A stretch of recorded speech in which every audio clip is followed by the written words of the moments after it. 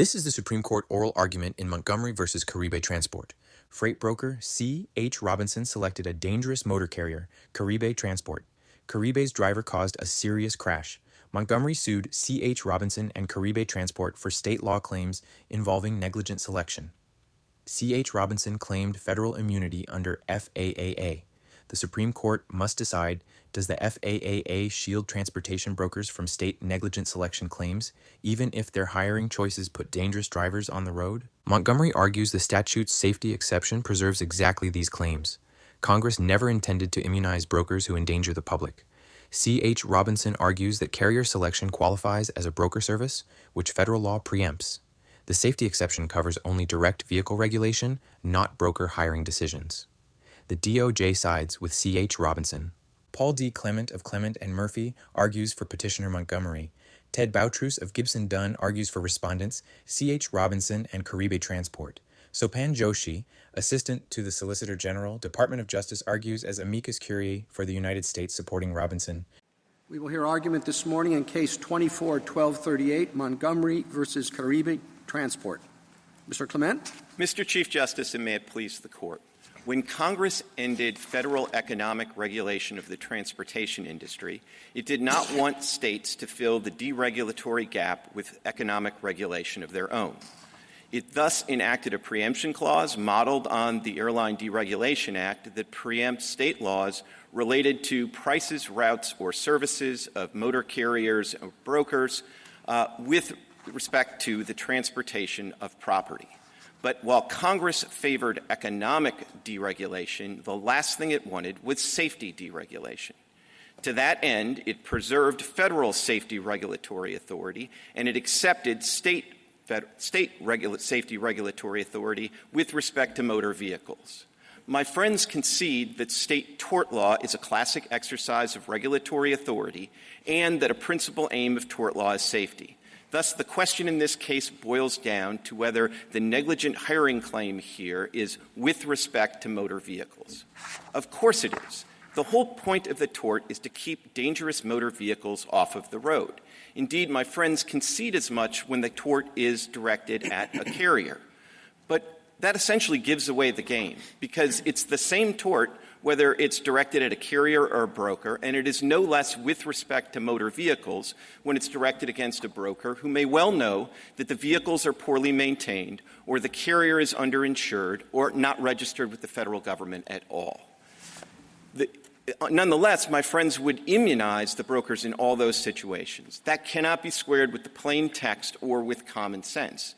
Indeed, my friends have to insert words into the statute, like direct linked or direct connection, that are absent from the statutory text. This Court should interpret the statute as written and not let the brokers off scot-free. I welcome the Court's questions. Mr. Clement, what did the landscape look like before deregulations? And by that I mean, who was responsible for the safety regulations? Was it the ICC or some other federal agency, or was it the state? So it was both the Federal Transportation Department or subparts of the Federal Transportation Department at the federal level and the states at the state level. So the old ICC regulated rates, prices, and routes, but it did not regulate safety. And that's really the regime I think Congress. Well, I'm more interested in the safety aspect, because I think much of what we're talking about will depend on what it means to regulate the safety of motor vehicles, including the operation. So I'm interested if you would detail the safety regime before the ICC was deregulated. So before the ICC was deregulated. Was eliminated, I'm sorry. Yeah, eliminated, right. You did have some federal safety regulation from the federal government, but not through the ICC, through the Transportation Department. But you also had, and there was no preemption of it, you also had state safety regulation. And they could take many forms. They could be positive law regulations that go to safety, everything from speed limits to other provisions, weight limits, maintenance requirements. But you also had these state negligent hiring torts that were applied under the old regime, both against carriers and against brokers. And we cite the L.B. Foster case, for example, from the Ninth Circuit in 1969 in our brief. And that's a state negligent hiring claim that was brought against both brokers and against carriers, and the Ninth Circuit upheld it. And, of course, there would have been no basis before 1995 to even argue that claim against a broker was preempted, and no argument before 1994 that claim was preempted against a carrier. One oddity, I think, that you have to deal with is that your theory would mean that claims against brokers would be preempted for intrastate transportation, but not for interstate transportation, which seems a bit backwards in terms of preemption. And that's something, if you think the question here is how broadly to read with respect to motor vehicles, and you're thinking about context and common sense, which you mentioned, that seems to be in tension with that. You want to respond to that? I would love to, because I think there is a counterintuitiveness to the fact that Congress seems to have provided a broader preemption provision for interstate routes, prices, and services for brokers and freight forwarders, and a smaller preemptive scope for interstate. Now, that anomaly is going to exist no matter how you decide this case, because B is broader not just because it doesn't have a safety exception, but also because it doesn't have the phrase with respect to the transportation of property. So, so like a case like Dan City, where this court said that with respect to the transportation of property is what meant there was no preemption, there would be preemption for interstate. Now, I'm not here to tell you that makes any sense. But what I am here to tell you is that Congress in 1995 made a very deliberate decision to treat brokers and freight forwarders differently for interstate and for intrastate. I mean, it would have been the easiest thing in the world in 1995, because remember, brokers are added to both a year after the principal statute. It would have been the easiest thing in the world to create like a subsection that was about brokers and freight forwarders for interstate and intrastate. But Congress didn't do that. They consciously had a separate sub-B clause for intrastate, and then they consciously dropped the brokers and the freight forwarders into C, which already had the safety exception. Just going back to the real world, though, a broker in Los Angeles who arranges a trip to San Francisco, no tort suits available. But if it's to Reno, a tort suit is available under your theory, right? Under our theory of the safety exception. Now, you might on be the safety exception, right, which is the key. And I guess I'm still trying to figure out how that makes some sense, particularly when, let's just add to it, the other kind of issue that bothers me a little bit here is the fact that Congress required financial security requirements for the truckers, but not for the brokers, and with respect to accidents. And that seems another thing that you can respond to. Sure, but let me respond to him in turn. So starting just to reiterate what I said with B, I mean, look, I'm not here to tell you that that's not a little bit anomalous, but it would be more anomalous to take two statutes, one of which has a safety exception and one of which doesn't, and interpret them to mean the same thing. And there's no question that B is not the applicable provision here. C is the applicable provision.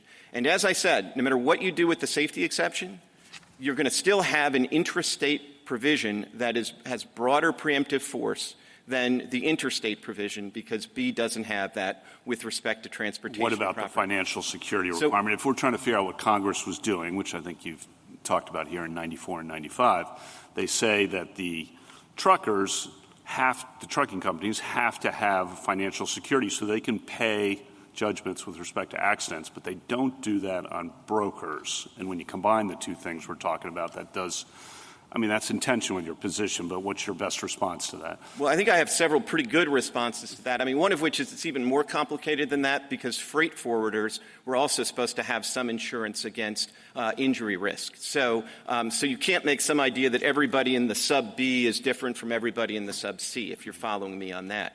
But more to the point, I am, but if Congress envisioned tort suits against brokers, why not require brokers to have the insurance to pay the judgments? Because I think Congress rationally said we want to make sure that they have a financial security requirement that is responsive to the principal financial risk that they face.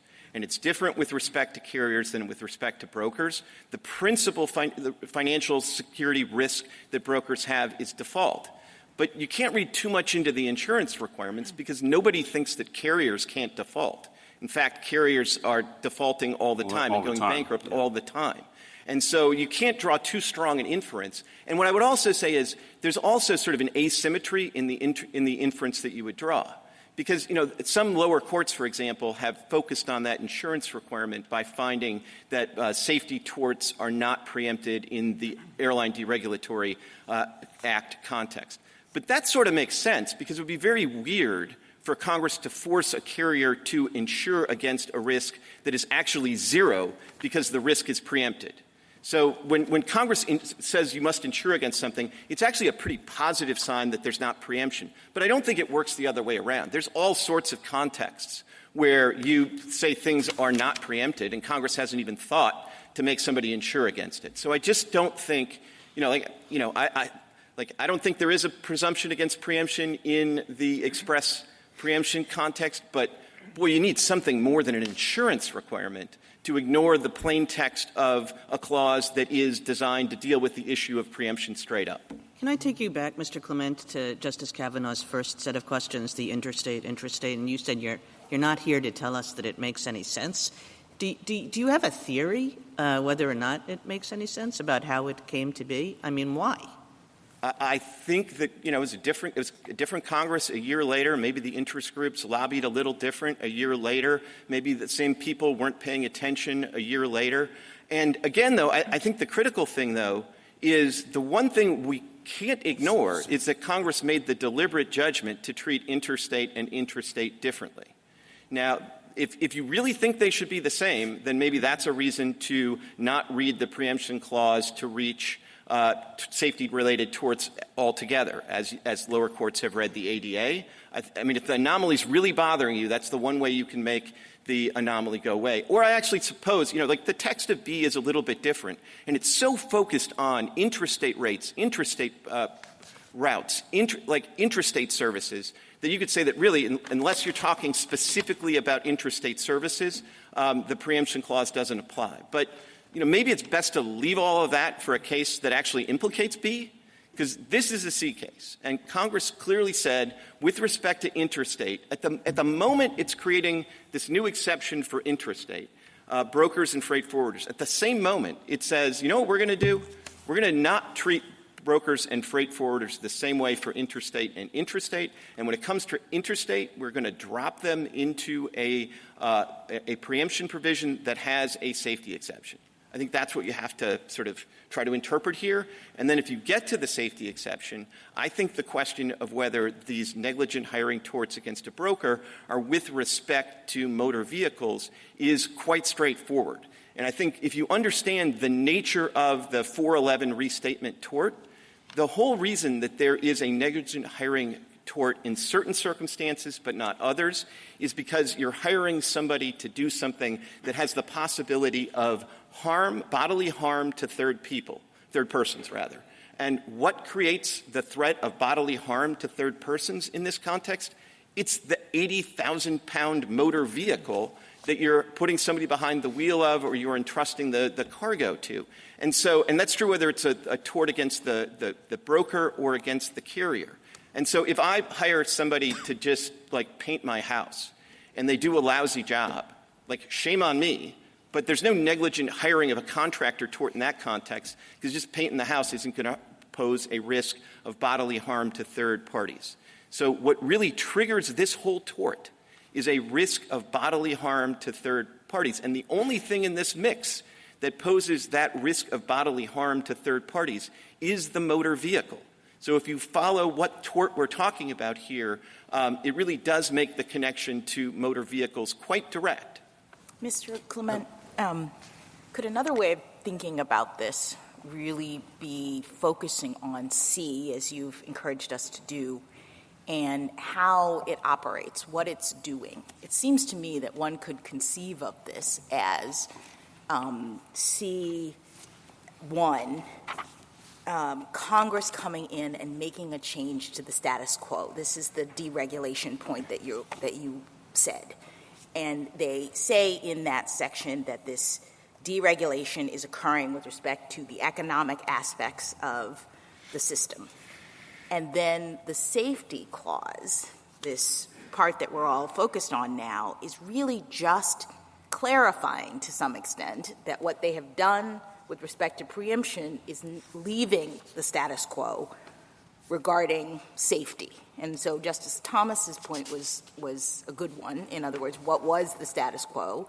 States were regulating with respect to safety, so was the federal government to some extent. And if you think of it from that kind of bird's eye view, I think it seems pretty odd for respondents to suggest that Congress was really focused on who would be able to bring a claim or how. It's sort of, that's all up to how the state was regulating. What is their tort? What is their system? Congress was just, it seems to me, in this statute saying we're not touching any of that with respect to the preemption that we are now establishing. So I wouldn't resist one word of that. I would say that's exactly how the lower courts have approached this in the context of the ADA, where you don't have a safety exception, so your eyes don't immediately go to the safety exception. But still, courts have realized that long before, like in the bad old days of federal economic regulation, you still had state tort suits for personal injury and the rest. And so when Congress in the ADA says, all right, we want to get rid of the federal economic regulation, and we don't want the states replacing it with new economic regulation of their own, but they had no interest whatsoever in getting rid of all those tort actions. And as we say in the briefs, but I think it's quite true, actually from Congress's perspective, if you want economic deregulation, the last thing you want is a huge uptick in accidents and lots of safety mishaps. Can I just interrupt there and just on the rhetoric?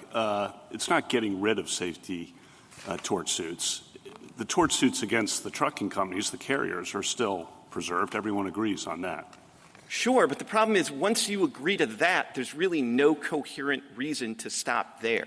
You're looking at the state tort, and the state tort is not I was just responding to your point about safety regulation being gone. No, safety regulation through tort suits still exists. Everyone agrees against the primary people who are going to be sued, as I think you've acknowledged, which are the truckers, the carriers. Yeah, and I didn't mean to get carried away with my rhetoric. My point was just if you're a rational deregulator, but all you care about, you've Chicago school, you want economic freedom. The last thing you want at that same moment is for there to be new safety problems. And my point was why would we think that, given the background that you're talking about, that Congress would be focused on preserving only the tort claims with respect to the truckers as opposed to the brokers, as opposed to anybody else? In other words, why Congress's attention, it would seem to me, would not be at the level of who is actually going to ultimately be sued, under tort in these different states or whatnot. The point of its regulation was just to say we are concerned with economic deregulation. Those who are regulating safety carry on. And under whatever state's law, if they have a particular tort, if they had it before, if it's operating, then Congress wasn't bothering that. If it applied to brokers as well as truckers, Congress wasn't bothering that. It just seems odd to me to think that we would read this statute and all that it's doing to have Congress caring about the particular defendants who are going to be sued at the end of the day. Again, I couldn't agree more, and I think if you look at that L.B. Foster case, 1969 Ninth Circuit case, that's a case where the plaintiff sued the shipper, the broker, and the carrier. And under California law, they were all liable. Now, some other state might make a judgment that we want to stop liability at the broker and not have it go to the shipper. Or another state might say we want to stop liability at the carrier. Maybe a state, I think it would be crazy, but maybe a state wants to stop it at the driver. All of those are judgments that the states get to make, and I don't think, as you suggested— So even if a shipper uses a broker who then hires a motor carrier, you think the shipper is included in this? I do. I think in a sense that's a much more straightforward case. As long as the state tort reaches them, then the shippers aren't covered by the preemption clause. And I don't think the shippers have much of an argument. You got to start with the argument that it's preempted and then resist the safety exception. So the shippers can't get to first base because they're not covered by the preemption clause. And one of the anomalies that the other side's position creates, they like to talk about the brokers as just being middlemen or middle persons. But they're middlemen between shippers and carriers who both, at least in some states, are liable for this negligent hiring tort. So it's weird to have the middleman between two people that are potentially liable immune, and if you allow that to happen, it creates a huge artificial incentive for shippers to use brokers, because that's a way they can try to download. And the other thing they can do is they can actually reinvent themselves as brokers. Like as far as I'm sorry. Oh no, I'm sorry. Yeah, as far as federal law is concerned, how far does with respect to motor vehicles extend? I mean, this is a classic question of causation. Does it extend to anything that could contribute to an accident?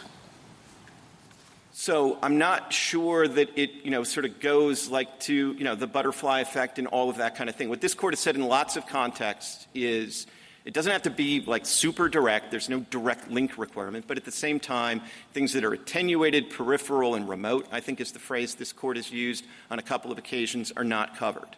Now here, I think it's a pretty easy way to say that this is not wildly indirect for purposes. Yeah, no, I see that. But do you think there is some limitation in this phrase with respect to? Absolutely. But I would say, like, if I were like sitting on Congress's shoulder and saying, all right, we want direct connections only, I would say don't use the with respect to language. And the limitation is proximate cause under state law. Is that the limitation? Well, that's one practical limitation in this context, because you can't bring the tort against a broker under state law unless you satisfy the proximate cause requirement. Yeah, well, I understand this is pretty direct, but if something has to be some kind of directness requirement or a minimum link requirement has to be read into C2, then I come back to the question that Justice Kavanaugh led up with, which is the real anomaly, which is very hard to accept, that there's preemption for intrastate activity but not for interstate activity. And I came to the argument hoping you were going to give us some brilliant way of reconciling these two provisions other than just live with it. But I guess there is no such theory. If there is, it has escaped me. But as I say, I do think it's telling that you are going to have a broader intrastate preemption clause no matter how you decide this case. The other thing is, I would say, that would really be letting the tail wag the dog. I've looked through all these cases. I think there are 2 intrastate cases that I've been able to find. Maybe my friends have found more. But there are, dozens and dozens of interstate cases. And the intrastate cases I found have actually said there's no preemption on sort of the ADA. That's not what this is all about. So I think it would be a mistake to let the absence of the safety exception in B be the tail that wags the dog. What do you do with the fact that the brokers, I think the amicus brief of the Transportation Intermediaries Association, particularly pages 20 to 24, really go in detail of if tort liability extends to them, how are they going to assess and evaluate the safety of drivers in a particular trucking company? How are they going to figure out, do they have an alcohol drug issue? How are they going to figure out English proficiency, which of course is a critical issue at the current moment that's being discussed? How are they going to do this is the real concern that's raised in that brief and by respondents that I think is something you need to respond to. Sure, I'll try to respond to it, and I think it may be much more straightforward than you think in many cases. Ultimately, like, the legal answer is it's the know or should have known standard. But usually when you say that, sorry to interrupt, there's some way for the tortfeasor to protect themselves. And what they're saying here is in the real world of how brokers operate, it's very difficult. So I think it's going to be pretty easy for them to protect themselves by hiring quality carriers. And that's going to favor so this whole thing's going to really favor the large established carriers over the smaller carriers because they're going to default to that to protect themselves, I think, which is fine, but I just wanted the implications of your position to be understood. Look, you can be a safe small carrier, and here's the thing, and they tend not to be as safe as the larger ones, correct?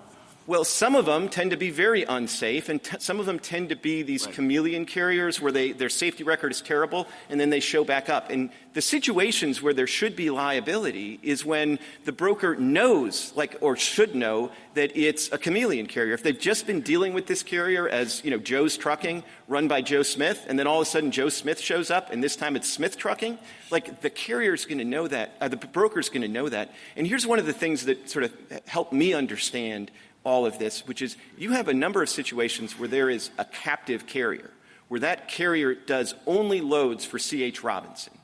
And so in that circumstance, C.H. Robinson is going to know every bit as much as the carrier is going to know in those circumstances. Now, there are going to be other situations, like say, they can protect themselves, but they can also protect themselves by asking some questions and having some screens. I mean, this is a case where C.H. Robinson's own policy says that they don't hire carriers that have conditional safety ratings, but they did it here anyways. So, so you have cases like that where, yeah, you can worry a little bit about how they're going to protect themselves, but they already take some efforts. And when they blow their own sort of standards or like... Well, they were relying on the federal government standards because the federal government regulates the trucking companies and kind of certifies them. That's probably not good enough is what you're saying, which I'm not taking issue with that, but that's what they've been relying on in the past, right? But the federal government regulates in a very minimal way, and the federal statute specifically says it's a minimum, not a maximum, and states are free to go above that.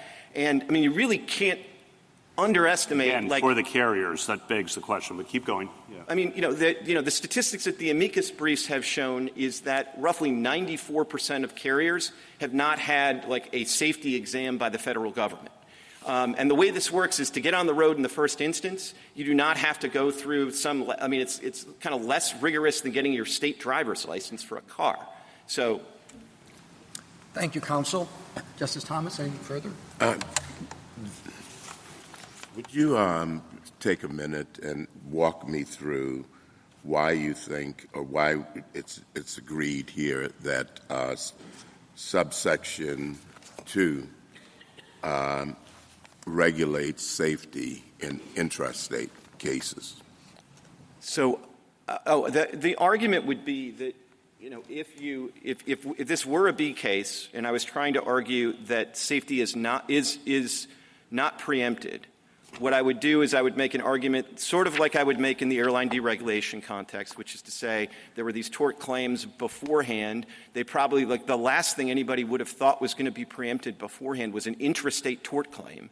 And all Congress was trying to do with B is to make sure when they deregulate interstate that there aren't these sort of confusing intrastate regulations of the same economic things. So that would basically be my argument. I could warm to it and try to get a little more textual and try to say that, it's written a little bit differently, and it really does focus on intrastate rates, intrastate routes, intrastate services of any freight forwarder or broker. And it's just a little hard to think of these, like, negligent hiring things as being sort of, like, distinctly intrastate. But it's a harder case than C. I'll grant you that. Was there ever any federal involvement during the ICC era with intrastate shipping? No, that was, except in one or two areas where they felt like they had to do it to rationally regulate interstate. But under the old ICC, the basic division of labor was interstate federal, intrastate state. So why would this have any application at all, just structurally, to intrastate shipping? If the deregulatory effort is to deregulate covered areas, and this area was not intrastate, why would it have any application at all? Oh, I'm surmising now, but I think the idea was, okay, like in a world where everything's regulated at the federal level, it's pretty easy to sort of hand off like regulation to the states when it's intrastate. But in a world where you really want the free markets to sort of prevail, having this little island of state economic regulation of intrastate starts to seem like less wholesome, and it's sort of interfering with the federal objectives. And in this regard, it's probably worth recognizing, the federal deregulation takes place in 1980. They don't impose the preemption provision generally until 94, and then they don't address brokers and freight forwarders till 1995. So for 15 years, the federal government was perfectly happy to deregulate at the federal level and let the states kind of do what they want. And then at a certain point, I'm surmising that they said some of the state regulation is getting in the way of our federal economic deregulatory objectives. But at the same time, the one place, well, in the two places, because they did it for passenger too, they really did try to preserve state regulatory authority with respect to safety in motor vehicles. Justice Alito? Justice Sotomayor? I paused when I was reading the briefs in this case, is the intrastate preemption subject to challenge? Because if it's been decoupled from interstate commerce, under what congressional power could the government preempt? I'm guessing. I mean, it's probably a pretty good question for the federal government. If I had to make the argument for them, I would say that it's under the necessary and proper clause, and it would be under the theory that they needed to regulate the intrastate in order to rationally deregulate the interstate. But I guess I'll take the question as a friendly amendment as just one more reason to leave the intrastate provision for a case where it's actually at issue. Because the one thing that's crystal clear here is they have no B argument. This is interstate. And so yes, and I do understand what you're saying to Justice Kavanaugh and Alito, which is the difference between intrastate and interstate is even wider than whether you cover brokers or not. Because intrastate, they're preempting everything, not just whether it's in transport of property. Right. And, like if I were going to warm to the topic of having to have a theory of how all this works, I suppose if what they were really trying to do in 1995 is make sure that the state regulation sort of doesn't interfere, maybe they just address it a little bit differently. Could I stop you to go back on the shipper question? Because one of my questions in my mind was, how far back can you go? Could you go to the shipper? And you're saying in many states you can. Would that be for hiring a negligent carrier or for hiring a negligent driver? So is the liability automatic for the shipper? So under certain circumstances, and I think the most circumstances, it would be for hiring a negligent carrier. But I think it also could get to the driver level. I mean, I think, in a case like this, and this happens more frequently than you think. I mean, I think one of the other statistics in the amicus brief is some 50% of all carriers only have one driver. So particularly if you're a broker, you may very well know not just what carrier you're getting, but what driver you're getting. But your point is that the shipper would not be preempted under any circumstance. So this lawsuit doesn't have a defense under this act if you're suing the shipper. If you're suing the shipper, that's right. Now, there is an amicus brief here that's, or two actually, I think, on behalf of shippers that are making what I think is kind of an extravagant argument that they are covered by the preemption provision, even though it obviously doesn't address shippers and it only addresses carriers, brokers, and freight. Do you happen to know if there are lawsuits against shippers that go on routinely? My understanding is that there are, but my understanding is that, it's also caused some shippers to start using brokers because it's a way to at least try it gives to you a colorable textual preemption argument to use a broker. Thank you. Justice Kagan? Mr. Clement, the government has an argument, I think it's the government, might be the respondents too, that your theory makes this with respect to motor vehicles phrase superfluous. I was just wondering what you would say about that. I was hoping you would ask. So I think there's a big problem with that argument because I think it sort of fails to appreciate how broad the definition of transportation is. And the statutory definition of transportation that's relevant for this part of the statute is reproduced at pages 18 and 19 of the petition, if you have that.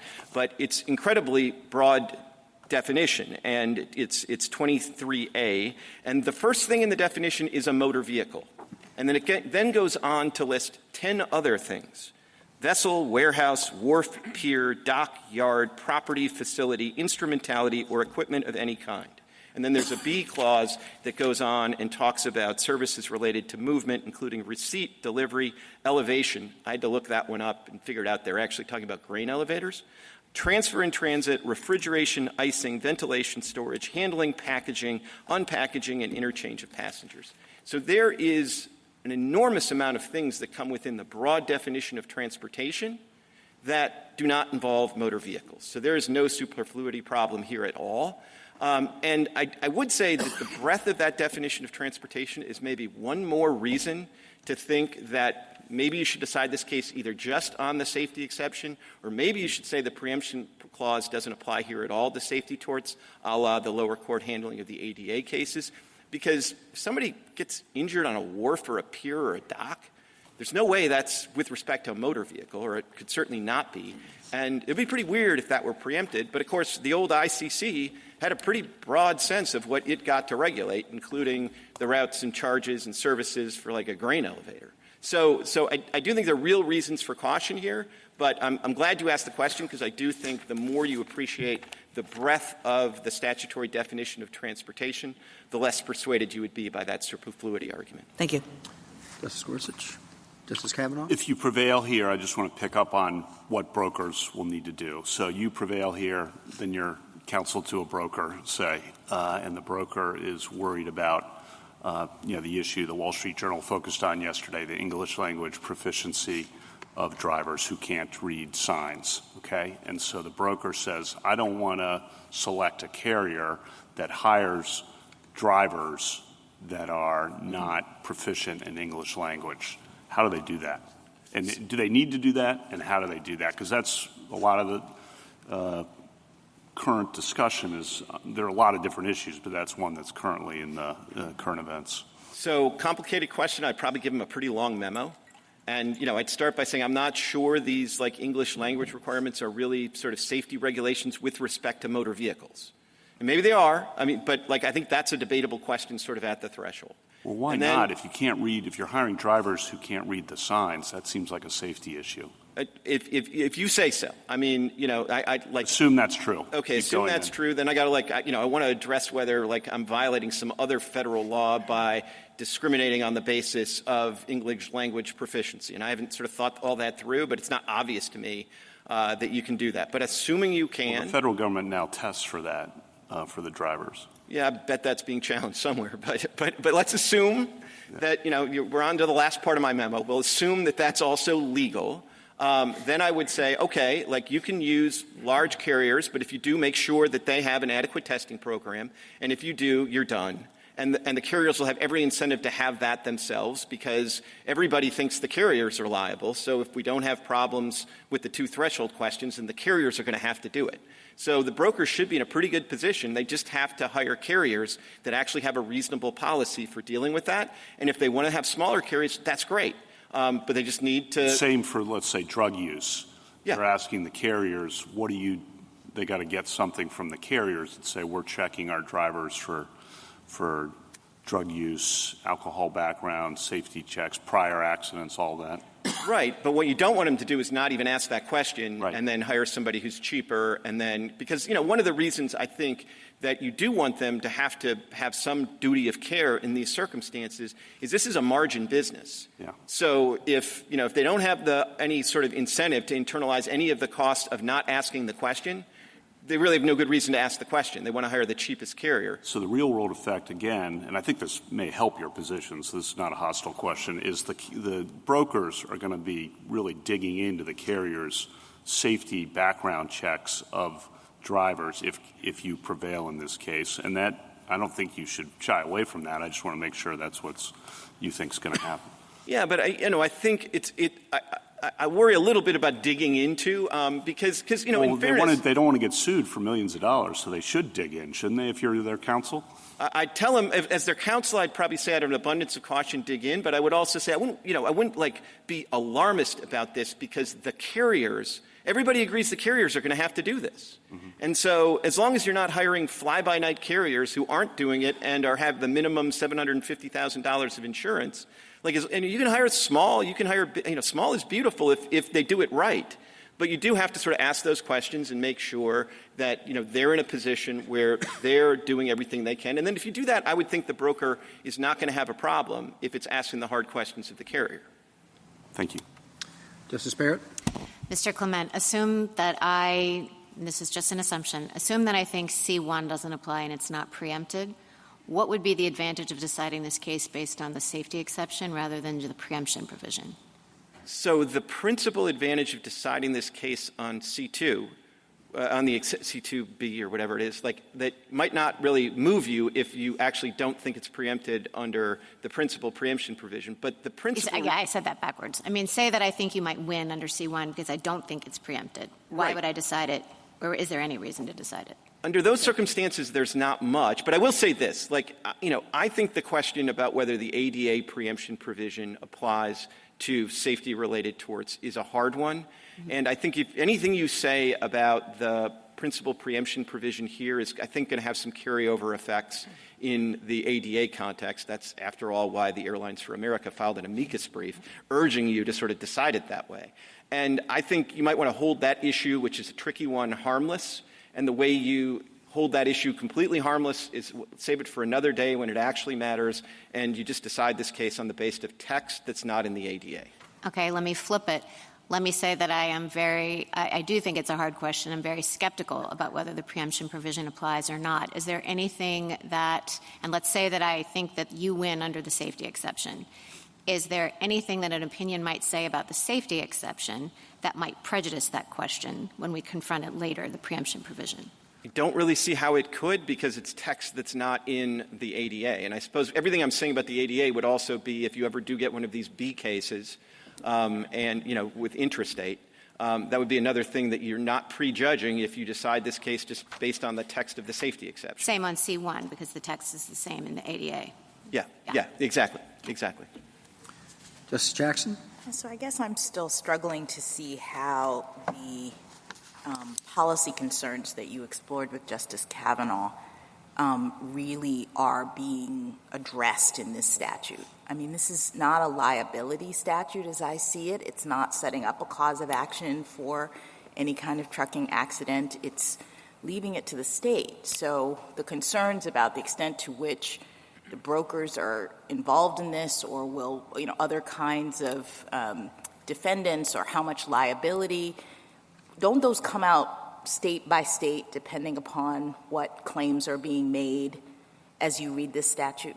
No, I mean, that's absolutely true. And, you have an amicus brief from 28 states, and they pulled off the incredible feat of having California and Texas on the same amicus brief. And, that shows there is a lot of variety in the state tort laws. And I think, there are a couple of states that don't have this tort. But it does go all the way back to the first restatement, and most states, the overwhelming majority of states, have this tort.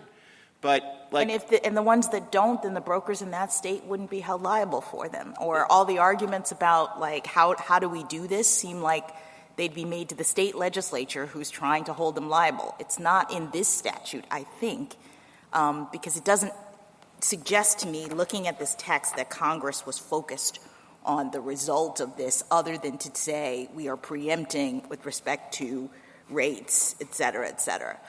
Can I just ask you one more thing? That the government is focused a lot on the definition of motor carriers that is in this statute. And I guess I'm wondering whether that really matters from the standpoint of how we understand your arguments related to C. Is this turning at all on us focused on the definition? I thought this was about, in your view, with respect to, as opposed to the definition of motor vehicles. Right. There's a couple of things there. I mean, which is to say, there's some focus on the definition of motor carrier or motor vehicle, but I don't think any of that matters here for the reason that you said, both that we're really thinking about the state judgment, whether it's a state judgment about safety. And then at the same time, nobody doubts there's a motor vehicle here. So it doesn't matter. We don't have to focus in resolving this case on the definition of motor vehicle, in your view. I don't think so. Nobody really disputes that there's a motor vehicle at the center of this case that caused, grave injuries to my client. So the only question is sort of the state safety regulation sufficiently closely related to that motor vehicle? And as I've tried to explain, it really is quite closely tethered, because the whole reason you have a negligent hiring tort is because you're talking about something that poses a danger of harm to third parties. And the thing that poses the danger of harm to third parties in this context isn't some brokerage form. It's the 80,000-pound truck. Thank you. Thank you, counsel. Mr. Chief Justice, and may it please the Court, Congress assigned freight brokers a defined role to arrange for transportation of property by connecting shippers with motor carriers. Petitioner's tort claims target that core service, so the claims are preempted. The only real question here is whether these claims are saved as the safety regulatory authority of a state with respect to motor vehicles. They are not. Brokers lack sufficient connection to motor vehicles. Brokers don't own, operate, or control motor vehicles. Text, context, history, and precedent confirm this. A few examples. First, the Savings Clause uses the phrase "with respect to motor vehicles," which, in this Court's words in Dan City, is massively limiting. And it implies specifically only to motor vehicles. The definitions do matter here, not transportation of property, which is much broader by statutory definition. Second, subsection B expressly preempts state law claims related to intrastate broker services and has no savings clause. It is unthinkable. It's absurd that Congress would have saved states' authority to regulate interstate, but not within its own borders. Third, Congress required only carriers to insure against personal injury liability for motor vehicle accidents and only required brokers to have insurance for freight charges. And that mirrored what the ICC said just a few years earlier, that brokers were not responsible for personal injury damages. And it was the expert agency. Finally, this isn't a deeply rooted tort. We challenged Petitioner to find one single negligent selection case involving a federally licensed broker in American history and at common law, and they came up empty. It didn't start until 2004. Petitioner's asking this Court to disrupt the uniform federal regime by greenlighting new state law duties, even more onerous than the special checking system that the Court said was preempted in Roe v. New Hampshire Motor. I welcome the Court's questions. If brokers are as attenuated in the process, as you say, wouldn't they fall out in a tort action from a causation standpoint, proximate cause standpoint? Only after a great deal of litigation, Your Honor. What happens in these cases is the brokers are now named automatically. And if you look at the complaint, it's all information and belief. This notion that the company violated its own policies regarding conditional rating, information and belief. They do this in every case. It's basically strict liability claims against the brokers for having connected the shipper and the carrier. And so after a lot of litigation, the burdens are tremendous. C.H. Robinson is a big company, has many, many of these cases pending when it did nothing wrong and when the drivers and the carriers did nothing wrong. So it burdens interstate commerce. And Mr. Clement was arguing for a patchwork, the very patchwork that Congress intended to end, of states imposing their varied standards. But you mentioned that you can't find cases from an earlier time. Isn't that a part that brokers are playing a more pronounced role now than they did in the past? Well, my client's been around for over 100 years. Brokers have been involved all along in the process. The cases I love the L.B. Foster case that Mr. Clement banks his whole case on. It was a 1969 case involving a shipper. The broker was not even an issue on appeal, who had hired an unlicensed broker, so there was a broker involved, and an unlicensed carrier. That's the best they could do. There wasn't a federally licensed broker or federally licensed carrier involved. His restatement example, Your Honor, he wants us to ignore what the ICC said in 1987, that brokers are not responsible for personal injury liability, and assume Congress knew that in 1934 the restatement cited a case about a hotel concierge whose omnibus was broken, so he hired someone else to take people to the train depot. That's the history he's relying on. The reason there isn't a history on this, Justice Thomas, is that the ICC and the federal regime was viewed by the states and by this court in Castle as being the entity that says whether carriers could traverse in interstate commerce. So there were no — states could not deem a carrier or a driver unfit.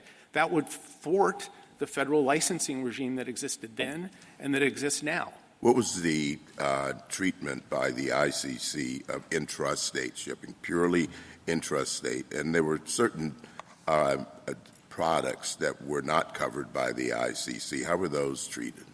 I think what the ICC would have they would have captured those in its regulation to the extent they were within the chain of interstate commerce. And this goes to some of the questions about Section B. I do think the quote from Mr.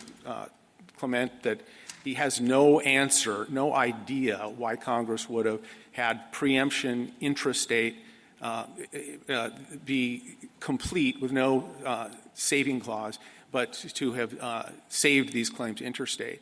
But I think that to the extent that in the chain of interstate commerce, and this goes to Justice Sotomayor's question about constitutionality. I think there is a connection between purely intrastate activities and interstate commerce in some instances. The other point I wanted to make is the briefs in Mr. Clement today really hammer on this notion that Congress was looking at economic deregulation and safety. Of course, it was not touching. It clearly cared about safety. The FMCSA, the expert agency that now exists, has enormous federal power over safety and 700 pages of regulations, and it's in a partnership with the states who endorse, I think most if not all have endorsed the safety standards of the federal government. Yes, it cared about it in the way that you're talking about, but really the relevant focus, I think, needs to be on what it was doing in this statute. And what concerns me about the way you've set this up is you are suggesting, I think, that the preemption part of this was also covering state regulations with respect to brokers as they relate to safety, and that then when Congress came in and put in the savings clause as a part of this, it was leaving brokers preempted with respect to what they do that might implicate safety. But that's not the way I think the statute reads. It seems like the preemption is smaller than you're giving it credit for to begin with. The preemption is very broad, as, again, Mr. Clement kindly outlined. Transportation of property that's what's preempted. No. Laws related to a price, route, or service of any motor carrier. Or broker with respect to transportation of property. But I think what's doing a lot of the work in this, in understanding the scope of preemption, is the states may not enact or enforce a law related to a price, route, or service. And if you read it that way, then the savings clause is focused on what the state can do concerning safety. No, well, it is, Your Honor, but it's safety with respect to motor vehicles. And the preemption clause, we're not disputing that a tort claim that targets the services of the broker, and this goes to the essence, as the Seventh Circuit said, as Aspen said in the 11th Circuit, this is the essence. What brokers do is match the carrier. Counsel's depiction of what brokers do is completely divorced from reality. They're not interviewing and investigating. They're matching up federally approved carriers with shippers, and they want them to be safe because they want their shipper clients to keep hiring. There's no duty of the broker to check the safety records when it's doing that match? No, Your Honor. In fact, they're supposed to rely on the federal government's licensing. That's what the court said. As a matter of state law? The state could not impose a duty on them to make sure that they pick and match the best in terms of safety record? That's exactly the question in this case, Your Honor. And if you look at the complaint, JA 22 through 26, they're asking this court to greenlight the states to impose duty after duty. What was the status quo?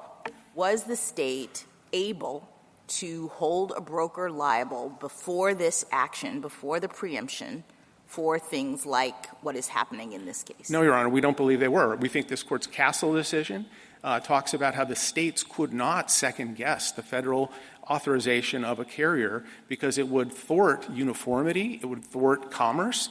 This isn't a traditional area of state prerogatives. This is about interstate commerce and the free flow of interstate commerce. Mr. Boutrous, this might be a good idea. This might be a bad idea. I mean, maybe this is just a simple-minded way of looking at this, but I'm just looking at this provision, and it says, shall not restrict the safety regulatory authority of a state with respect to motor vehicles, and you agree that these tort actions are part of the state's safety regulatory authority. So then the question is whether these suits are with respect to motor vehicles. And, come on, how could they not be? They're all about getting good drivers behind the wheel of a massive truck. That's with respect to motor vehicles. That, Your Honor, I think is actually a good way to look at it because, first, the definitions matter here. The Congress, when it added brokers and added subsection B, which has no saving clause, it didn't change the saving clause, the safety saving clause. It broadened it to transportation of property. It kept it focused on motor vehicles. Motor vehicles are very narrowly described as the tractor trailer, the truck. Okay, but the motor vehicle is the truck, and these suits are all about the trucks. And who's driving the trucks? And I go back to, again, Petitioner did not mention this Court's two leading cases. The Dan City case, this Court said with respect to transportation of property, which, as Mr. Clement said, is really broad, that massively limited the scope of preemption. Could the state say you can't drive a truck unless you're 16, unless you're over 21? I think the states could have. Oh, so that's not with respect to the motor vehicle. It's with respect to the driver who's going to drive it. Can the states say truck drivers have to wear seatbelts? That would be compatible with federal law, Your Honor, and they could do that. All right. So what's incompatible with federal law with respect to safety to say you shouldn't operate this if you're a careless, negligent driver?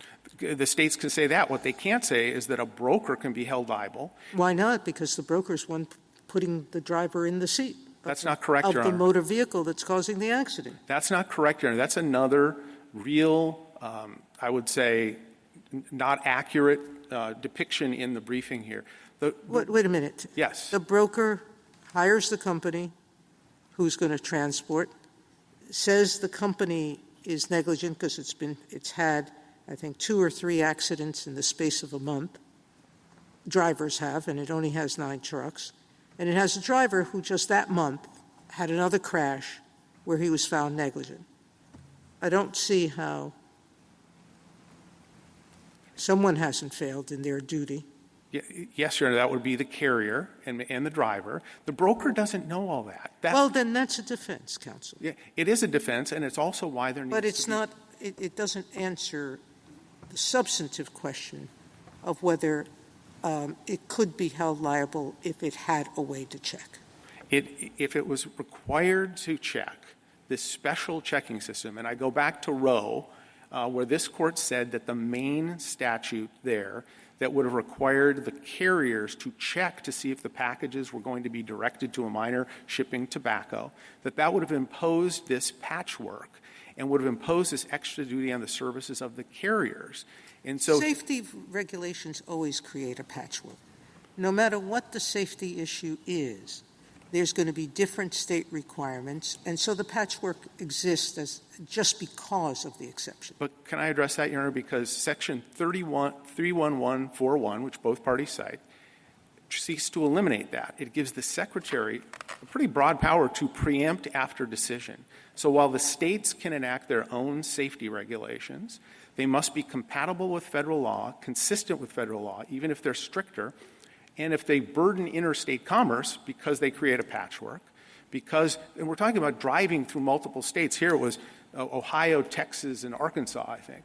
And so you need to have the certainty that you can traverse those jurisdictions lawfully. With respect to motor vehicles phrase, again, going back to that, obviously motor vehicles are involved. I thought your argument was you have to figure out how broadly to read with respect to, like relating to, it could go forever, or where do you cut it off? And I guess my question is, given the safety implications, why would Congress have wanted to cut it off at carriers and not include brokers when I think, although they haven't traditionally done it, brokers could do more to ensure that carriers are hiring safe drivers who don't have issues with their history or whether they read the signs or whatever it might be, and that will reduce the number of fatal trucking accidents, which is a huge problem. Why is that not a reasonable way to read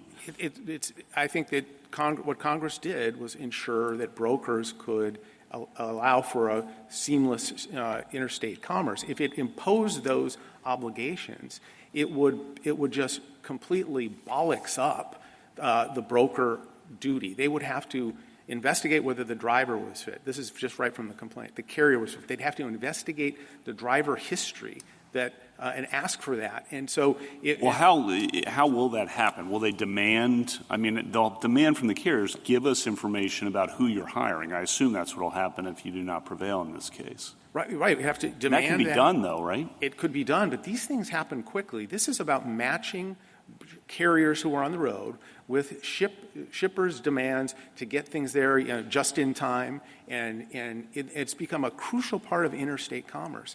And I do want to go back, Your Honor, if I can, on the interpretation of the language. We do believe that with respect to motor vehicles is the crucial question here.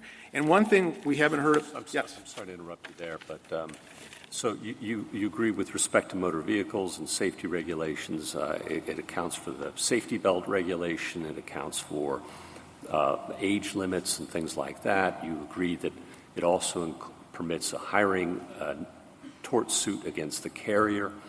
Do you agree that it also permits a tort suit against the shipper? We do not agree with that, Your Honor. So it stops with the carrier and only the carrier. Exactly, Your Honor. And that's not to say there isn't rigorous federal enforcement. There are criminal provisions. Why not the shipper? The shipper, by imposing that duty on the shipper, and there are lots of claims against shippers, the shipper, by imposing that duty, this is like Roe. If you impose that duty on the shipper, then they're going to make different choices with respect to motor carriers. They're not going to allow new entrants. That will have an impact on the services of the motor carriers. And that's sort of how the court analyzed it in Roe. So I think it would burden them tremendously, and it would basically — It's really a causation argument. You're saying it's just too far removed. It's a proximate causation argument, isn't it? It's related to it, but I think it proves our point. We all know proximate. If it's a causation argument, I guess I'm back to where Justice Thomas is. I understand the burden of these lawsuits. I appreciate that.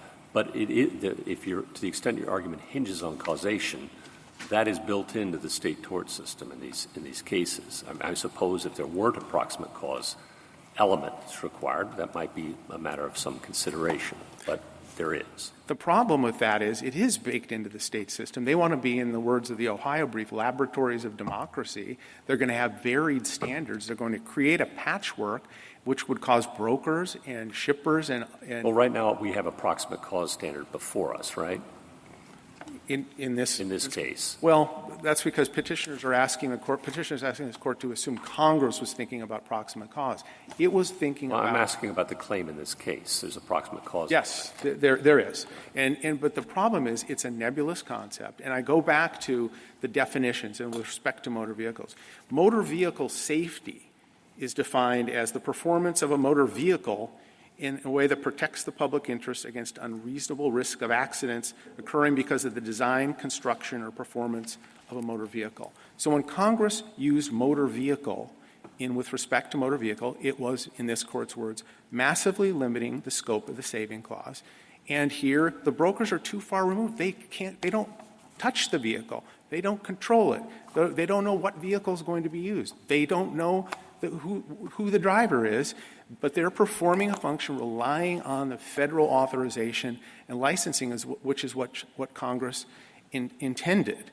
And so I think it's really important. And on the federalism point, I think the Nebraska brief points out that under this regime, the state with the most plaintiff-generous tort principles and proximate cause principles, they'll rule the United States. Everyone will have to adhere to those standards or avoid that state entirely. And that's why Congress felt that preemption was important here. How difficult is it for a carrier to be authorized under federal law?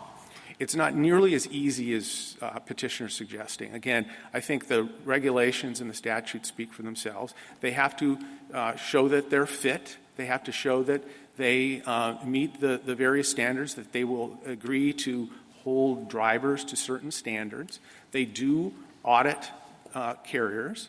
A lot of these complaints, we disagree with them about the FMCSA, but if that's a complaint, well, then they could do more or go back to Congress. And going back to the insurance point, yes, some carriers don't have significant insurance.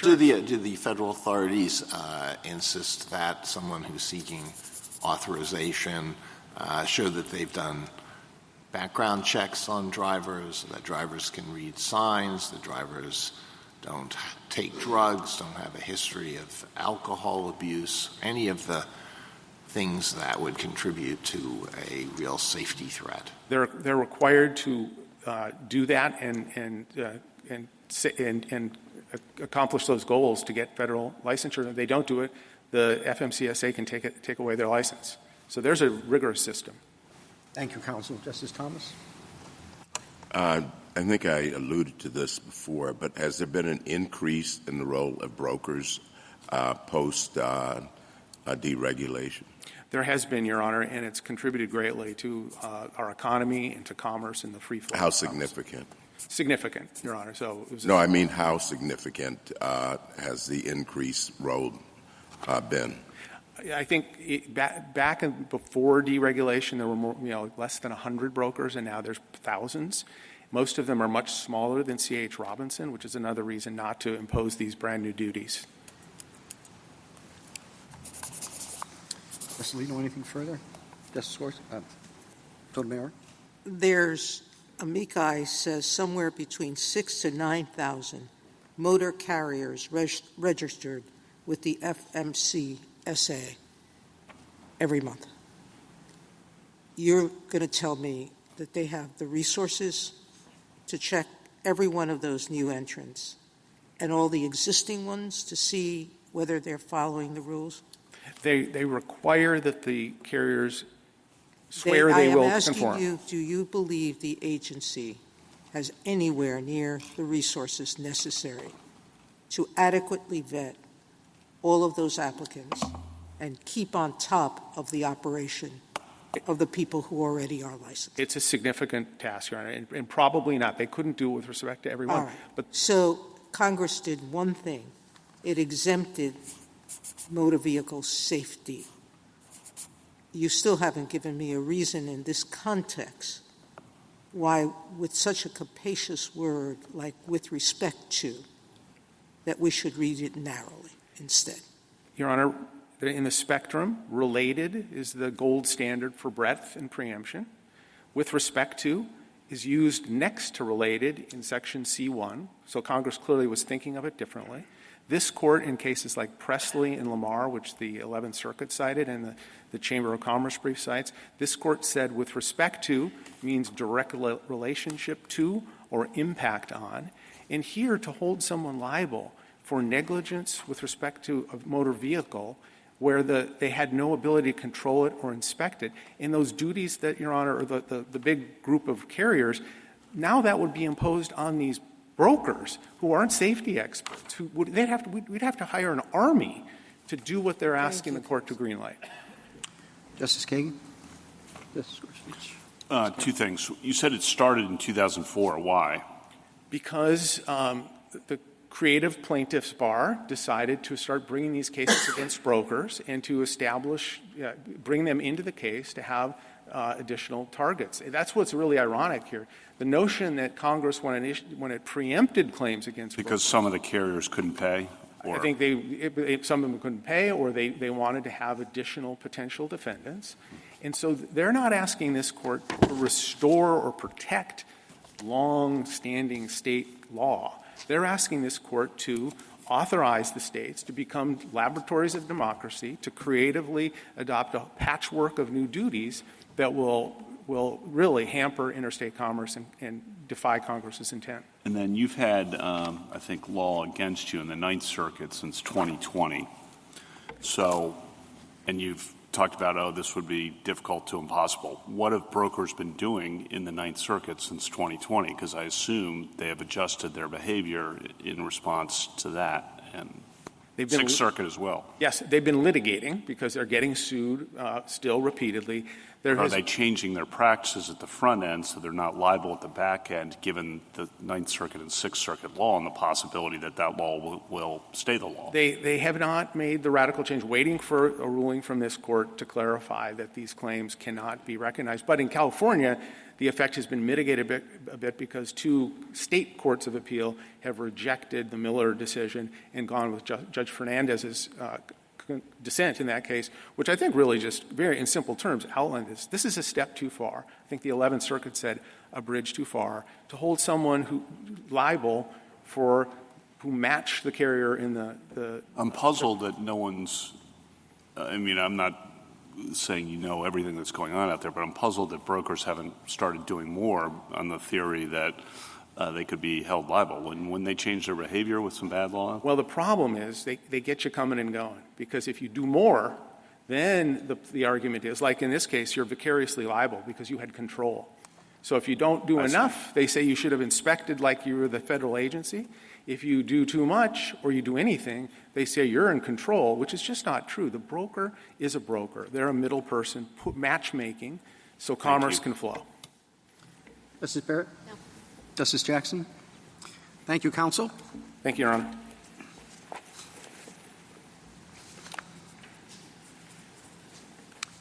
Mr. Chief Justice, and may it please the Court, I think if you look at the phrase with respect to motor vehicles in isolation, Petitioner has a pretty good point about how to interpret just those words in isolation. But I don't think it works in this statute, and I really focus on the contrast between paragraphs 1 and 2.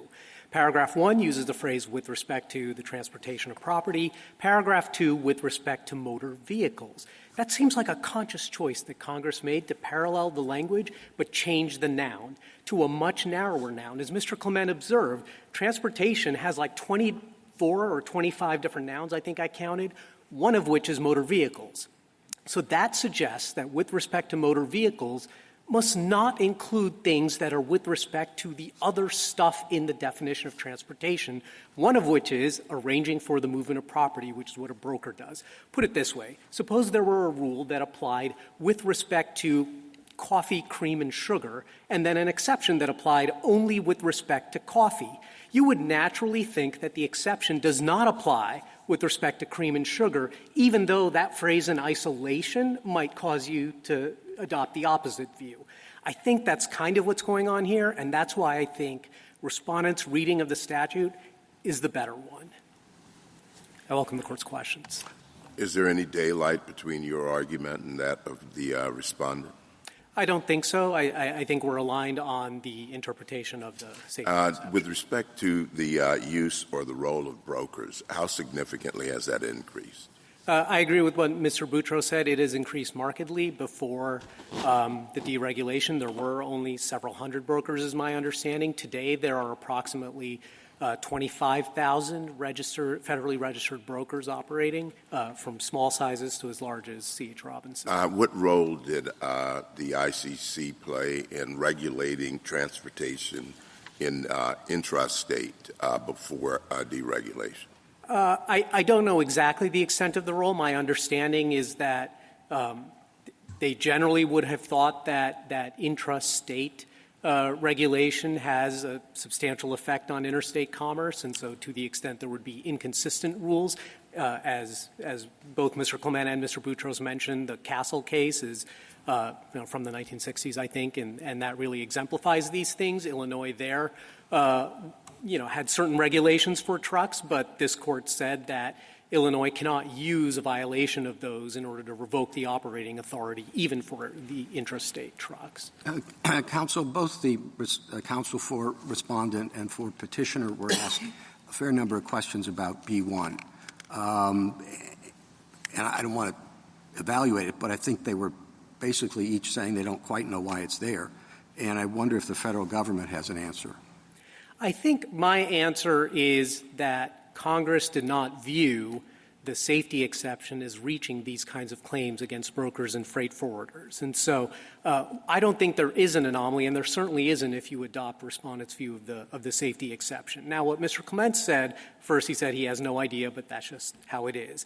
He said, regardless of this case, I think he said there's going to be this difference between intrastate and interstate anyway. But I don't think that's correct. The first thing he pointed to was that B does not include the limiting phrase with respect to the transportation of property the way C1 does.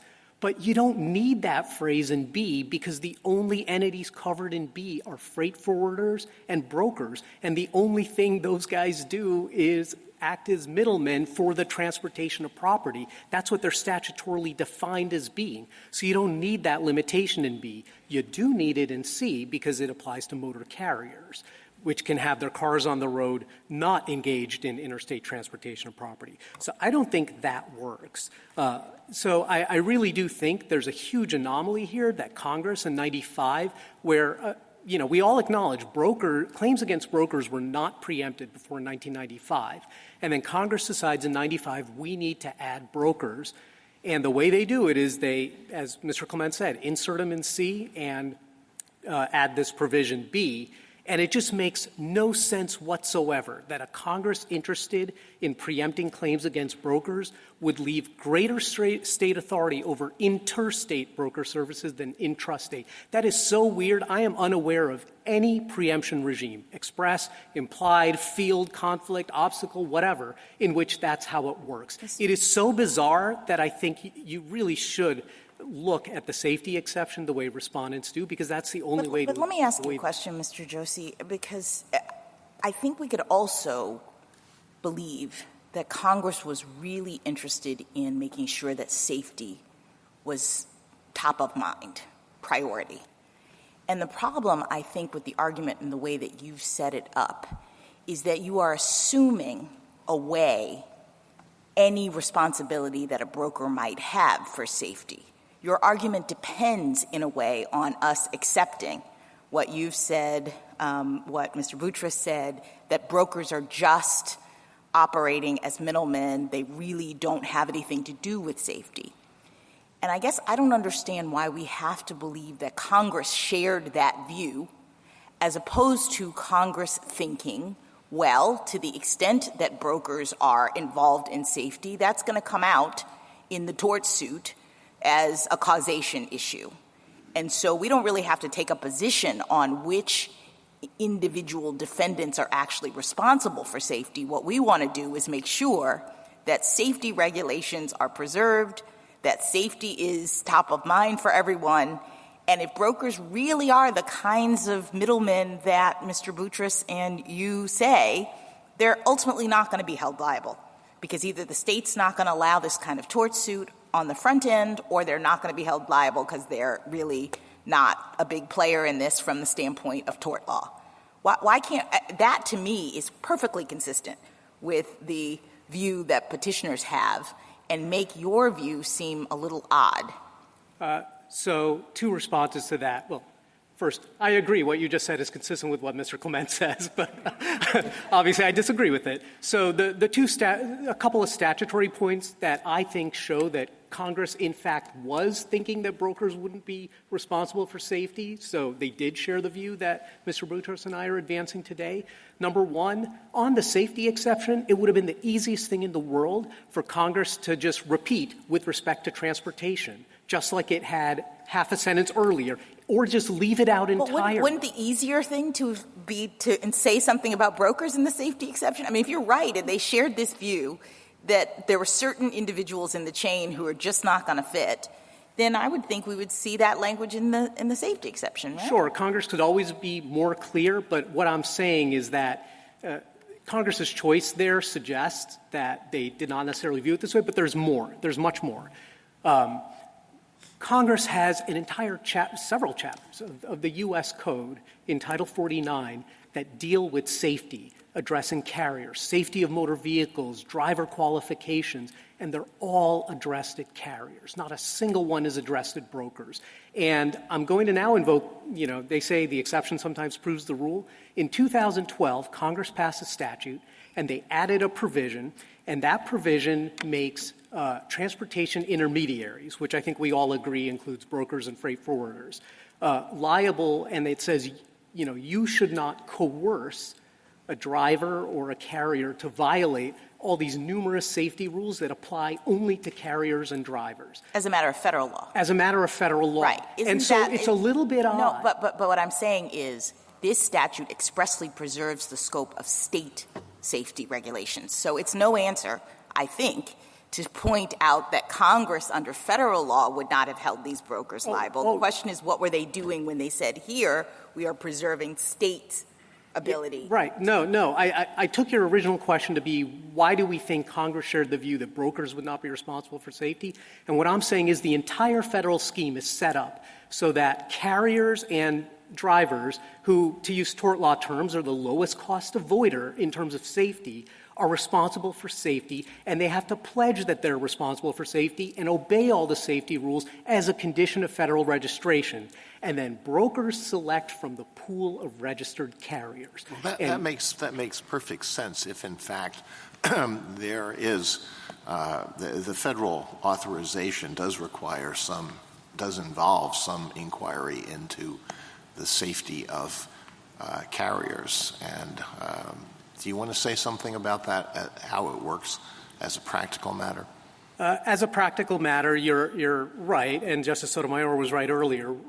FMCA is understaffed, overworked, can't possibly review the 700,000 federally registered carriers, but every year, or I should say this, of the 700,000 federally registered carriers, the agency has been able to do at least one roadside inspection for two-thirds of those carriers in the last 5 years. So there is some oversight, not nearly enough. I will grant the point, but carriers who violate their requirements under the statute or the regulations, not only can the agency revoke their operating authority and go after them, there is a federal private cause of action against a carrier who violates the federal requirements that an injured party can bring against a carrier for violating it. In fact, there's one against brokers, too.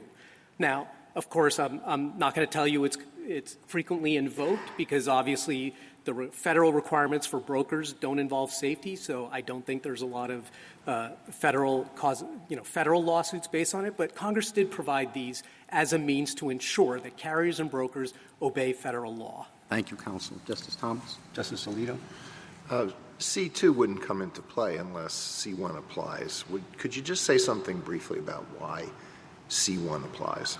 Yes, because a broker is defined as someone who, I'm looking at 13102 sub 2, the back end of the definition, arranging for transportation by motor carrier. That is literally the service of a broker. And Petitioner's tort claim, if successful, would allow enforcement of a common law rule. And the common law rule would say not just that the driver was negligent on this particular occasion. And it wouldn't just say that C.H. Robinson erred in selecting Caribe on that occasion to transport those particular flower pots in December of 2017. Instead, it would say, Caribe, you should not have hired, or C.H. Robinson, you should not have hired Caribe at all. And in fact, no broker should ever have hired Caribe to do anything. So it's directly attacking a broker's selection of a carrier, which is the core service, which means it's related to the service of a broker. And that is why every court of appeals, even ones that agree with Petitioner, have rejected this claim and have agreed that these sorts of torts fall within C1. Thank you. Justice Sotomayor? I think you told Justice Thomas that you agreed with everything that Mr. Montgomery is arguing. Is that correct? No, we're on the opposite side from Mr. I'm sorry, not Mr. Montgomery. What Mr. Caribe's counsel? Yeah, we're supporting response. You're agreeing that the safety, they've argued, but I didn't see it in your brief, that the safety exception preserves only states' authority at the time of the enactment? No, that's one where we say. All right, and so I also didn't think that you were agreeing with his implied preemption argument, or are you? We don't take a position. So it's not everything. I agree with everything Mr. Boutros said at the lectern today. So right now, you would have it that the federal government is not imposing any safety obligations on brokers, and you're saying, despite the exemption for safety with respect to motor vehicles, neither can states. So nobody's checking what they're doing. Brokers are required to pick from among the pool of federally registered carriers. That's what does the work here. And so even if someone has had 1,000 accidents and it's well known, no broker is ever liable. The carriers would be liable for that, but correct. The broker, as long as they still are. I just want to know the end result of your argument. No one's checking, no one's going to be liable. That is, well, carriers are liable, but that is what we think the federal system is, how it's supposed to work. Carriers are responsible for safety. How about shippers? Are you agreeing with your adversary? Shippers? We have not taken a position on shippers. I don't think, just standing here at the lectern, it doesn't seem like this statute covers claims against shippers. Yeah, it's hard to do.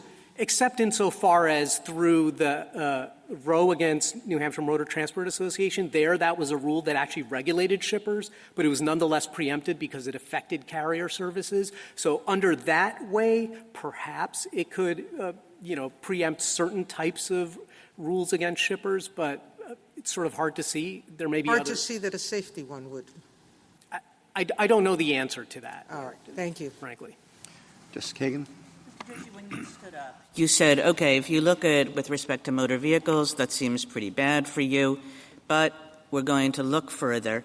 And the place where you pointed was the definition of transportation. Is that right? And I'm doing this on the fly, so forgive me. You can just tell me if I'm wrong. But you said the key thing about the definition of transportation was that it specifically says that transportation includes services related to arranging for blah, blah, blah, the transport of property. And you said that's what a broker does. So we should think about that as in the other with respect to clause, not in the with respect to motor vehicles clause. Do I have that right? That's right. Okay. So, but that provision also, in addition to saying services related to arranging for transport, it says services related to receipt, delivery, transfer, in transit. It has all these other verbs in it too, which it seems to me would apply to the motor carriers themselves. So if we want to apply that same theory of the case, we would have to take out the motor carriers from the with respect to motor vehicles phrase.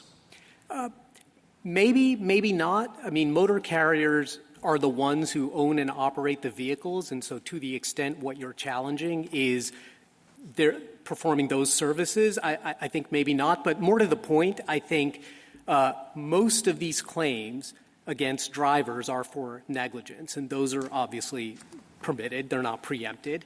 And federal law, by operation of federal law and the definition of employee, drivers of commercial motor vehicles are deemed to be employees of motor carriers, even if they're independent contractors. That's expressed in the definition. And everyone understands the reason for that is so that motor carriers will always be vicariously liable for the torts of their drivers during the scope of employment. That's why you don't see in this complaint, which is in the joint appendix, you don't see a claim against the motor carrier here for negligently selecting the driver. That would be silly. No sane plaintiff would bring that claim because you can just say the driver was negligent on this occasion and therefore you are vicariously liable. And that's typically why these claims against motor carriers aren't going to be preempted. I mean, I take that point. All I'm suggesting is that you pointed us to a phrase as being very relevant to you when that phrase includes just about everybody. It's not like a phrase about brokers where you say, oh, look, they meant brokers to be in this provision because this is a phrase about brokers. This is a definition that includes everybody under the sun. That is true. So I guess I'm not seeing how relevant it is to the question of whether with respect to motor vehicles somehow excludes brokers. So I want to be clear. I think this particular point I'm making, as well as the three other main contextual clues that we've made in the brief, one of which is the intrastate, the other is a superfluity or potential superfluity, and the third being the financial services requirements, which Justice Kavanaugh was discussing earlier. I'm not making a claim that any of those four itself is dispositive and just answers the question. I do think this is a hard case, but I think all four of them tilt in respondents' direction, and they suggest that with respect to motor vehicles has a narrower effect than it might seem. Dan City supports that reading of with respect to as well. And given that every contextual clue, every oddity, every anomaly, respondents' reading doesn't produce it, whereas petitioners does, I think in the end, when you look at all of it, respondents is the better reading. Thank you. That's our point. Justice Gorsuch? I just want to follow up on that a little bit. I take your point that with respect to transportation is a lot broader than with respect to motor vehicles. It's a good point. But once you say that with respect to motor vehicles doesn't just mean with respect to the mechanics of that vehicle, but can include hiring, negligent hiring by the carrier or some negligence by the carrier, then I wonder why that doesn't also hold for brokers. Yeah. So to be clear, the definition of motor vehicle is not just tractor, trailer, et cetera, but it also says it has to be and used on a highway and transportation. Sure. So claims about the use count Okay. under the safety exception. And that's my point. Is once that camel's nose is under the tent, and you can have a claim for negligent hiring against the carrier, why not against the broker? No, that's my point. As far as I'm aware, there's no such thing as a negligent hiring claim against the carrier because the carrier is vicariously liable for the driver. So it would be a negligence by the driver. Once you got into the driver, okay, and not just the motor vehicle itself, and a negligence in operation or use of the motor vehicle counts. Well, use counts because it's in the definition. I understand that. I'm not arguing with you about that. But once you concede that the use counts and that somebody can be held liable for negligence in the use, then it just seems to me we're talking about causation at that point. I take the point, and obviously that is Mr. Clement's point here today, but my point is I understand as well, I'm sorry to interrupt, but I'll let you answer. I understand as well if there were a strict liability regime or something like that, but so long as we have a proximate cause regime, and that's all that's before us. All right, now go ahead and answer. Yeah, I mean, I guess the way I look at it is transportation is really broad. And yes, it says motor vehicle is one of them, and it's got other stuff that may be closer to motor vehicles, maybe farther away. I think, 13102, 23A says motor vehicle, vessel, warehouse, et cetera. And then in B, it's services related to the movement, including arranging for. And I know how you could see that arranging for the transport of property is kind of related to motor vehicles, but given Congress's choice to use with respect to transportation in paragraph 1, and with respect to motor vehicles in 2, that suggests it wants a subset. And the question is, what is in that subset and what is out of the subset? And I think arranging for transportation. But once you got into the use of the motor vehicle, it's into, right? You say that's right. You spot them that. I'm not arguing with you about that. You've given that up. Fine. But now the use of the motor vehicle, not just the motor vehicle itself, but the use of the motor vehicle can be regulated by the state. Yes, but brokers don't use vehicles, right? Brokers don't control the vehicles. The broker doesn't know when the brakes were last inspected, how thick the tire tread is. Brokers don't even know the safety record of the driver. That's confidential. You can have vicarious liability? No. You spot that? No, for carriers, not for brokers. No, I understand, but you spot vicarious liability for carriers. I'm not arguing. Under federal law, it's expressed. I understand that. Okay. I'll stop. I take the point that this could be what you described could be a sensible system, but I think given the federal statutes and regulations, I don't think it's what we have today. Thank you, Counsel. Justice Kavanaugh? A couple things. You at the beginning said related to and with respect to are different in your view. Probably. That's not very convincing to me. Agreed. So I just want to get that out there. I think with either term, you have to look at the context and common sense to see, as Judge Fernandez said in his dissent in the Ninth Circuit, where to draw the line, Paul's graph, et cetera. Yeah, I actually agree completely. I think this court in Lamar and Archer made the point that I'm going to move on to my next question if you agree completely. So you say the carriers are liable, so don't worry about it. But one of the problems I think that's led to this is the carriers sometimes can't pay. Yeah. So when we're thinking about context and common sense and figuring out how broadly to read with respect to, isn't that part of the context and common sense? Well, it's the statutory context. So we have to look at it from Congress's perspective. And from Congress's perspective, carriers could pay because they are required to have the financial security requirements of $750,000. And yes, that was enacted in 1980. I take the point, maybe it's woefully inadequate. Okay. But two more quick ones. You just said brokers don't know the safety records of the drivers. Yeah. Aren't they going to have to, if the other side prevails in this case, figure out how to get into that? Those are confidential. The carriers get by virtue of what? By privacy laws and federal law when FMCSA reviews it. So right now, I don't think brokers have a practical way to get it. And what that means is that brokers will, as some of the amicus briefs point out, and as I think Mr. Clement just candidly acknowledged, that brokers are going to follow the, no one ever got fired for buying IBM principle, and they're just going to go to the largest carriers. It's going to be FedEx, UPS, J.B. Hunt, Penske, et cetera. That leads to my last question, which is, again, context and common sense. Their position is going to mean fewer truck accidents. there are going to be fewer trucks. There are going to be fewer carriers in the market. Fewer truck accidents where people get killed, and they say because brokers are going to dig in and not hire or arrange with shaky truck drivers. That could well be true, but that would be a result of there being fewer trucks on the road, which means worse interstate commercial motor delivery services. I mean, if Petitioner's tort claim is successful, it's going to take the pool of registered carriers that federal law says brokers can pick between, and it's going to shrink the pool. That is contrary to Congress's deregulatory purposes. Thank you. Justice Barrett? Justice Jackson? Just want to give you a chance to explain as quickly as you can what your surplusage argument is, because the way you've defined this, you have motor vehicles as a subset, not as the whole thing in terms of the preemption. So why would there be surplusage here?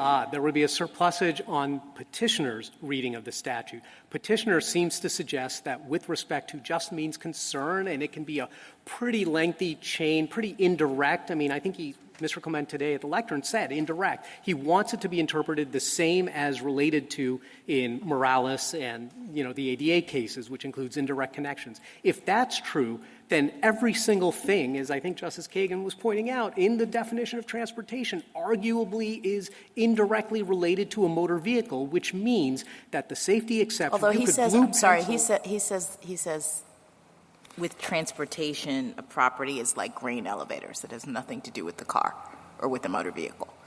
He's got transportation of property much broader. I don't know how you get the grain into the elevator or out of the elevator without a motor vehicle. So I would think that on Petitioner's logic, that claims about that would also be in. So I think if you take Petitioner's interpretation seriously, then the safety exception basically reads the same if you blue pencil the phrase with respect to motor vehicles out of the statute. Thank you. Thank you, counsel. Rebuttal, Mr. Clement. Thank you, Mr. Chief Justice. Just a few points in rebuttal. First, a couple of times my friends on the other side have crept into this alternative theory that really motor vehicles should be limited to owners and operators. Obviously, those words aren't in the relevant statutory provisions, and as we point out in the reply brief, as a practical matter, something like 45% of carriers don't actually own the vehicles. They lease them or they belong to the driver. If we're going to talk practicalities, I think one really important number that's practical is that 94% of the registered carriers out there on the roads haven't had any meaningful federal safety inspection, the kind of annual inspection you have. You get the registration, and then hopefully within about a year or so you get the fuller inspection. But 94% of the carriers out there haven't gotten this federal inspection. So it would be really nice if state tort law provided a backstop to a federal system that's not really doing a lot. On the B point, my friend from the Solicitor General's office said, the freight forwarders are just middlemen. That's not actually true, and that's why there is this requirement that they have some personal injury liability insurance. They do more than the brokers. But the point is, brokers aren't just middlemen, at least in many of these cases. I talked about the cases where the carrier is actually captive. All they do is take C.H. Robinson loads. That's all they do. They don't serve any other broker, or they don't serve shippers directly. In that situation, C.H. Robinson knows or should know every bit as much as a carrier. The issue of and one other point on this is the practicalities of this. There are services out there right now that tell brokers more safety information that's available based on the federal records. C.H. Robinson doesn't want to use those, but other brokers do. Maybe that's why C.H. Robinson is a defendant in more of these cases than some of the other brokers. There's more that brokers can do. There was some discussion of a patchwork. That really doesn't work here because they concede there's going to be a patchwork with respect to the carriers. And this whole regime on safety allows for a patchwork. It's the federal safety regulations are expressly designed as a minimum, and states are allowed to go above and beyond the minimum. All right, there was some discussion of this L.B. Foster case, and my friend said, well, that's not such a great case for Mr. Clement because that was an unregistered broker, an unregistered carrier. But the problem is their theory sweeps so broadly that you can't hold a broker liable for negligently hiring a completely unregistered carrier. There are some cases like that, and that just doesn't make any sense whatsoever. That's complete negligence, and there's no reason there would be immunity there. There was some brief discussion of the Castle case. That old chestnut, if you take a look at it, it basically says Illinois can fine drivers for violating their state law. They just can't literally bar them from the state. But, this is a situation much more analogous to the fines, that there would be liability. It's going to mean if it's a single company driver, like it might put the carrier out of business. This particular carrier here has dissolved itself as an Indiana corporation, but I think that's probably a good thing, not a bad thing. Some discussion just about how to resolve this case. I would say if you are convinced that we win on C2, then I would urge you not to say anything really definitive about C1. My friend is correct that all the courts that have looked at this particular issue with the safety exception staring them in the face have all said that C1 provides preemption. But the hard case is going to be in the ADA context. The hard case is going to be if there ever is a B case. There probably won't because there's so few that are purely intrastate. But the hard case is going to be when you're staring at that preemption clause and there is no safety exception to sort of back it up. So I would urge you, if you think C2 applies here, just leave C1 for another day. And then I'm sure I missed some of the subtlety of the Solicitor General's officer point about the coffee and the cream and the sugar and all of that. But the thing is, if you have one of these like McDonald's torts where the problem is the piping hot coffee spilled in your lap, I would say that's a tort with respect to coffee. And for the same reasons, this is a tort with respect to motor vehicles. This case doesn't have to be that hard. The thing that triggers state tort liability is an 80,000-pound motor vehicle. That's what devastatingly injured my client. This is a case with respect to motor vehicles. We'd urge you to reverse. Thank you, counsel. The case is submitted.